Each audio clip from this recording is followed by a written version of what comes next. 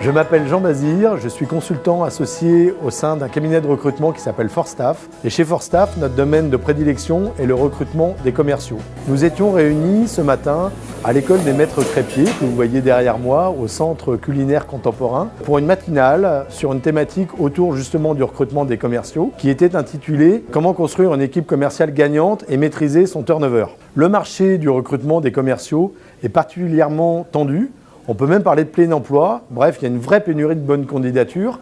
Et on a vu ce matin quelles pistes on pouvait avoir pour parer à cette pénurie et pouvoir attirer les bons dans nos entreprises.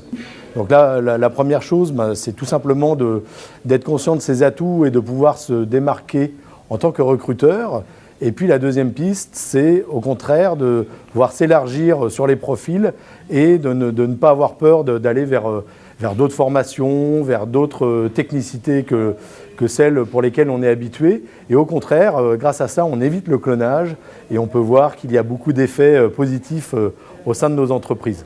Le cœur de cette matinale était une réflexion autour de la notion de compétence. On a pu chercher ce qui faisait le succès de quelqu'un dans un poste. Qu'est-ce qui fait que quelqu'un va réussir dans un poste alors que quelqu'un va échouer. Donc cette notion de compétence est liée à plusieurs facteurs qu'on a pu mettre en lumière ce matin.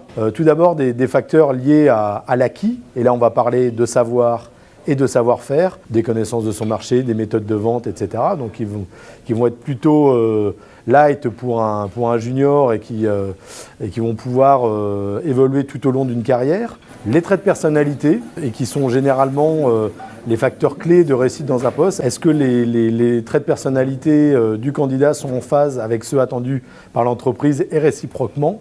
Et le point peut-être le plus important, c'est la motivation.